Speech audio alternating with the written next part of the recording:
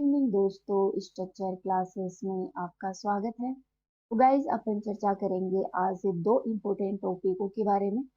राजस्थान की जो संविधान सभा है उसके बारे में, साथ ही अपन जानेंगे भीमबेटका की गुफा के बारे में। अपन इस लेक्चर में राजस्थान के कुछ इम्पोर्टेंट क्वेश्चन है, इनके साथ इन टॉपिकों की चर्चा करेंगे। तो अपना पहला क्वेश्चन है, मत्स्य संघ का उद्घाटन कब हुआ? तो दोस्तों बताइए, जब मत्स्य संघ का उद्घाटन कब किया गया? भाई, जब राजस्थान का एकीकरण किया गया था। पहले तो आप मुझे कमेंट में ये बताइए कि राजस्थान का जो एकीकरण है वो कितने चरणों में किया गया। ठीक है, ये किया गया था 7 चरणों में। लास्ट जो अपना इसमें जो शामिल हुआ था, माउंट आबू शामिल किया गया था 1 नवंबर 1956 को। दोस्तों, मत्स्य संघ का उद्घाटन है वो 18 मार्च 1948 को किया गया था। ठीक है, मत्स्य संघ में जो अपना अलवर भरतपुर वाले जो क्षेत्र आते हैं वो आते हैं। मत्स्य संघ के बारे में जाने, गाइस इसका नामकरण है वो के एम मुंशी ने रखा था। इट इज वेरी इंपॉर्टेंट कि पूछ लिया जाए कि राजस्थान के एकीकरण में जो मत्स्य संघ था, इसका नामकर्ता कौन है, तो इसका नामकरण किया था के एम मुंशी ने। इसमें 4 रियासतें शामिल थी, जिनमें पहली थी अलवर, भरतपुर, धौलपुर और गाइस करौली। ये 4 रियासतें हैं गाइस, इसमें शामिल थी। इसका ठिकाना था वो निमराना, अलवर में लोकेटेड था। कौन सा ठिकाना था? निमराना था। इसकी राजधानी गाइस अलवर थी। पूछ लिया जाए कि मत्स्य संघ की राजधानी क्या थी, तो उसका नाम है अलवर। इसके राज प्रमुख थे उदयभान सिंह।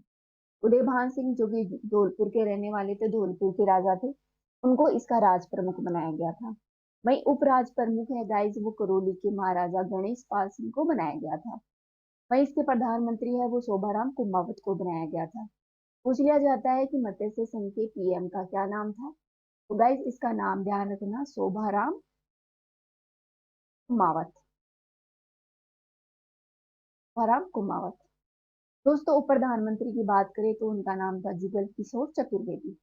इसके उद्घाटन करता थे श्री नरहरि विष्णु गाडगिल, एनवी गाडगिल के नाम से, जिन्हें अपन जानते हैं। इज वेरी इंपॉर्टेंट कि इसका उद्घाटन कौन था, जो गाडगिल थे अपने, वो इसके उद्घाटन करता था। इसका जो उद्घाटन किया गया था, जो अपने भरतपुर में जो लोहागढ़ दुर्ग है, उसमें इसका उद्घाटन किया गया। नेक्स्ट क्वेश्चन है अपने, भीमबेटका की गुफाओं की खोज कब हुई थी? तो दोस्तों 1957 से 1958 के आसपास भीमबेटका की गुफाएं हैं, उनकी खोज की गई थी। भीमबेटका की गुफाओं के बारे में चर्चा करें तो गाइस, जो अपनी मध्य प्रदेश की जो विंध्याचल रेंज है, अपनी जो विंध्याचल पर्वतमाला है, वहां पर भोपाल के दक्षिण में इन जो अपना भीमबेटका क्षेत्र है वो स्थित है। ठीक है, यहाँ पर लगभग गाइस 500 से अधिक चित्र है, वो आप देख सकते हैं। इसकी खोज हुई थी 1957 से 58 में डॉक्टर वी एस वाकड़कर ने की थी। पूछ लिया जाता है कि इसके इसके खोजकर्ता कौन थे? V S Wakadkar. दोस्तों, इसे 2003 में यूनेस्को वर्ल्ड हेरिटेज सूची में शामिल किया गया था। तो पूछ लिया जाए कि क्या भीमबेटका यूनेस्को वर्ल्ड हेरिटेज सूची में शामिल है, तो यस, ये सूची में शामिल है, जिसे 2003 में शामिल किया गया था। भीमबेटका की समय सीमा के बारे में बात करें तो गाइस, ये सबसे पुराना चित्र यहाँ का लगभग 30,000 वर्ष पुराने होने का अनुमान है। कितने साल का? यहाँ पर जो चित्र मिला है वो लगभग 30,000 वर्ष पुराना चित्र होने के अनुमान लगाए गए हैं। दोस्तों, भीमबेटका में कुछ स्थानों पर लगभग चित्रों पर चित्र बने हुए हैं, लगभग 20 परत। मतलब एक चित्र है, उसके ऊपर दूसरा, फिर तीसरा, फिर चौथा, ऐसे लगभग 20 परतों पर एक दूसरे के ऊपर यहाँ पर चित्र बने हुए हैं। दोस्तों, भीमबेटका के चित्र हैं वो उत्तर पुरा पाषाण काल के, मध्य पाषाण काल के, ताम्र पाषाण युगीन और प्रारंभिक ऐतिहासिक तथा मध्यकालीन युग के यहाँ पर चित्र आप देख सकते हैं। पूछ लिया जाता है एग्जाम में कि भीमबेटका में जो चित्र पाए जाते हैं वो कौन कौन से काल के हैं। ध्यान रखना, उत्तर पाषाण, उत्तर पुरा पाषाण युग, मध्य पाषाण, ताम्र पाषाण और आरंभिक ऐतिहासिक और मध्यकालीन युग के यहाँ पर आप चित्र देख सकते हैं। यहाँ पर गाइस अधिकांश चित्र है वो आप मध्य पाषाण काल के देख सकते हैं। यहाँ पर चित्रकारी टेक्निक के बारे में बात करें तो गाइस प्राकृतिक संसाधनों से प्राप्त जो रंग है, जैसे कि लाल, बैंगनी, भूरा, सफेद, पीला, हरा आदि जैसे विभिन्न रंगों का यहाँ पर प्रयोग किया गया है। साथ ही गाइस यहाँ पर लाल और जो सफेद रंग है वो मुख्य रूप से जो चूना पत्थर होता है उससे बनाकर इसका यूज किया गया है। वही हरे रंग है वो कलसेडोनी का प्रयोग करके एक हरी किस्म का पत्थर होता है उससे बनाया जाता था। पेड़ की पतली रेशेदार टहनियों से यहाँ पर जो चित्र बनाए जाते थे उनसे इसकी ब्रश बनाई जाती थी। ब्रश किसकी बनी होती थी? पेड़ की जो रेशेदार टहनियां होती हैं उनसे ब्रश बनाई जाती थी और चित्रकारी पेंटिंग की जाती थी। दोस्तों चित्रों की थीम थी प्रागैतिहासिक काल के जो पुरुष है उनके जो रोजमर्रा का जीवन के जो दृश्य हैं, अर्थात वो जो प्रतिदिन जीवन में क्या करते थे उन चित्रों को यहाँ पर दर्शाया गया है। साथ ही इसमें मनुष्य को छड़ी जैसे रूप में दिखाया गया है। ऐसे दिखाया गया है मनुष्य को छड़ी जैसे रूप में। यहाँ पर गाइस आप हाथी, बाईशमन, हिरण, मोर, साथ ही सांप जैसे जानवर हैं, यहाँ पर ये जो जानवर है इनके चित्र आप देख सकते हैं। सशक्त पुरुषों के साथ शिकार के दृश्य, युद्ध के दृश्य भी आप यहाँ पर देख सकते हैं। ठीक है, तो पूछ लिया जाए कि क्या भीमबेटका में शिकार के दृश्य और युद्ध के दृश्य देखे जा सकते हैं, तो यस यहाँ पर ये चित्र आप देख सकते हैं। साथ ही सरल यहाँ पर ज्योमेट्री आकृतियां और प्रतीकों का भी प्रयोग किया गया है।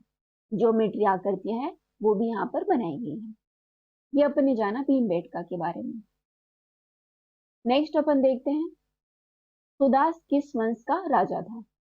दोस्तों सुदास है वो भरत वंश का राजा था। अगला क्वेश्चन है राख का टीला किस क्षेत्र की नवपाषाणिक संस्कृति से संबंधित है। गाइस बताइए, जो कि अपनी नवपाषाणिक टेक्निक थी, जो उत्तर पाषाण काल, मध्य पाषाण काल, फिर नवपाषाण काल आता है, उसमें जो राख का टीला है वो कहाँ पर स्थित है। दोस्तों ये अपने जो दक्षिणी भारत है वहां पर स्थित एक महत्वपूर्ण नवपाषाणिक स्थल है। अगला क्वेश्चन है भारत की संविधान निर्मात्री सभा के अध्यक्ष कौन थे। तो गाइस बताइए, अंबेडकर, राजेंद्र प्रताप, राम गोपालाचारी और सरदार पटेल में से कौन थे जो कि संविधान निर्मात्री सभा के अध्यक्ष चुने गए थे। दोस्तों अध्यक्ष चुने गए थे अपने राजेंद्र प्रसाद को। राजेंद्र प्रसाद है वो अध्यक्ष चुने गए थे। अपन चर्चा करेंगे संविधान सभा के बारे में। दोस्तों भारतीय संविधान सभा का चुनाव है वो भारतीय संविधान की रचना करने के लिए किया गया था। ब्रिटेन से स्वतंत्र होने के बाद में भारत की जो संविधान सभा है इसका प्रथम सदस्य ही प्रथम संसद के रूप में बनी थी। ठीक है, अर्थात जो संविधान सभा है वो भारत की प्रथम संसद के नाम से भी जानी जाती है। 1925 में गाइस महात्मा गांधी की अध्यक्षता में कॉमनवेल्थ ऑफ इंडिया बिल है वो प्रस्तुत किया गया था। कब किया गया था? 1925 में गांधी की अध्यक्षता में, जो कि भारत के संविधान प्रणाली की रूपरेखा को प्रथम प्रस्तुत करने का प्रथम प्रयास था। ठीक है, कौन सा प्रथम प्रयास था? कॉमनवेल्थ ऑफ इंडिया बिल है वो।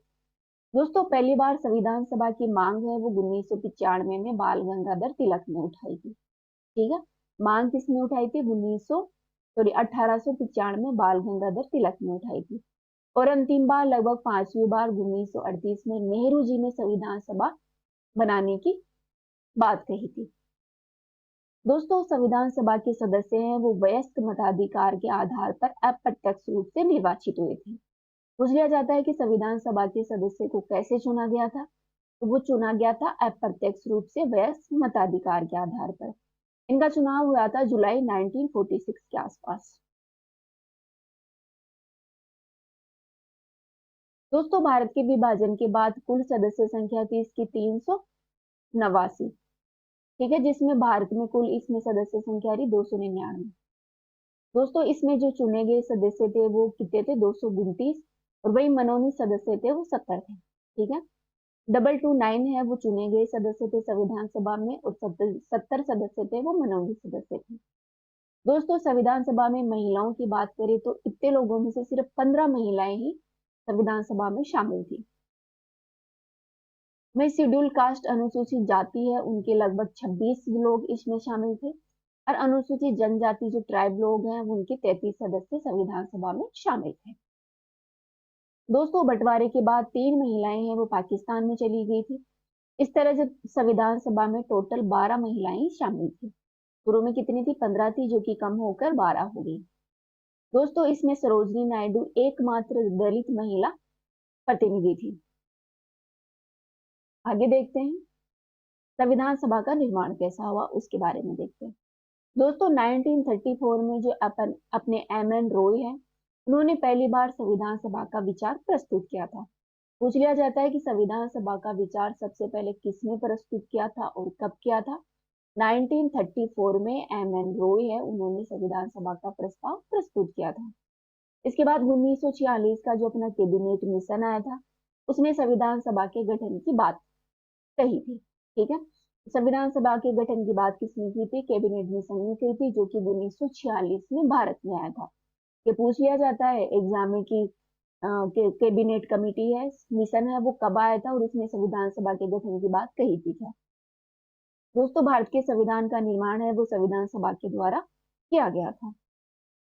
1946 में भारत को अपना संविधान बनाने का अवसर प्राप्त हुआ। उस समय गाइस भारत में ब्रिटेन प्रधानमंत्री एटली द्वारा एक कैबिनेट मिशन है वो भारत भेजा गया था। भारत के ब्रिटेन के उस समय प्रधानमंत्री कौन थे? एटली। इसी ने कैबिनेट मिशन भारत में भेजा था 1946 में।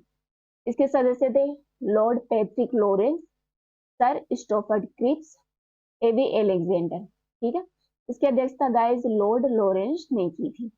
पूछ लिया जाता है ये एग्जाम में कि कैबिनेट कमेटी में शामिल सदस्यों के नाम क्या थे? तो Lord Pethick Lawrence, Sir Stafford Cripps, A V Alexander.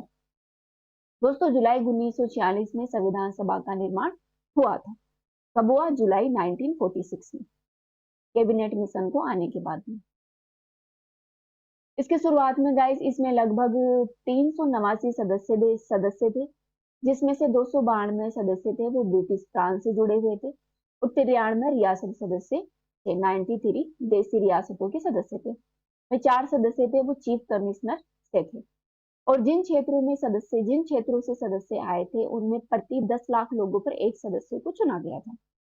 पूछ लिया जाता है एग्जाम में कि कितने लोगों पर एक सदस्य को चुना गया था? तो 10 लाख लोगों पर एक सदस्य को चुना गया था।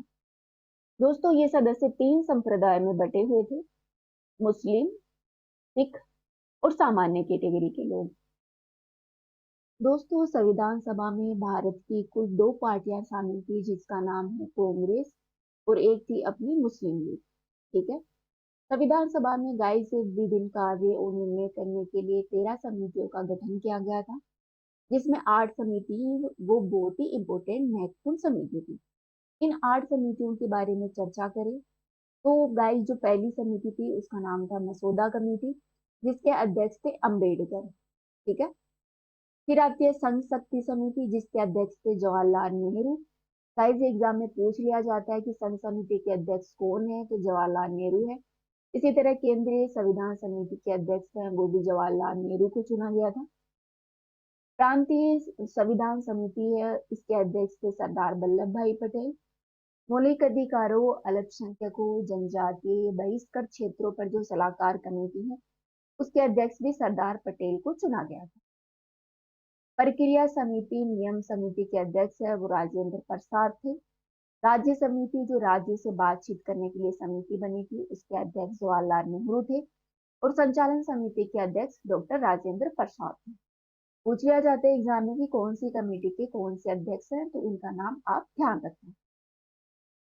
दोस्तों आगे देखते हैं संविधान सभा के क्या कार्य थे। तो गाइस संविधान सभा का महत्वपूर्ण कार्य तो यही था कि वो एक ऐसे संविधान का निर्माण करे जो देश के लिए कंफर्टेबल हो, अच्छा हो, जिसको लोग समझ सके और देश का संचालन कर सके। संविधान सभा के अध्यक्ष थे गाइस वो डॉक्टर राजेंद्र प्रसाद को चुना गया था। गाइस संविधान सभा है, जिस समय भारत आजाद हुआ था तब कोई संसद नहीं थी। इस वजह से संविधान सभा ने अंतिम संसद के रूप में कार्य किया, जिसकी अध्यक्षता जीवी मावलंकर ने की थी। किसने की थी? जीवी मावलंकर ने अंतिम संसद के रूप में, जो कि संविधान सभा थी। इसका कार्य 17 नवंबर 1947 को पूरा हो गया। दोस्तों संविधान सभा को बनने में संविधान सभा ने जो संविधान का निर्माण किया उसमें 2 वर्ष 11 माह 18 दिन का समय लगा था। कितना, 2 वर्ष 11 माह और 18 डे का इसमें समय लगा था। ये अपन ने चर्चा की संविधान सभा के बारे में। अपना अंतिम क्वेश्चन है, मायोपिया किस अंग का दोष है? दोस्तों मायोपिया नामक डिजीज है वो अपनी आंखों में होने वाली एक बीमारी है। ठीक है, आज के वीडियो में इतना ही। नेक्स्ट वीडियो में नए टॉपिक के साथ फिर मिलते हैं। इसके लिए थैंक यू।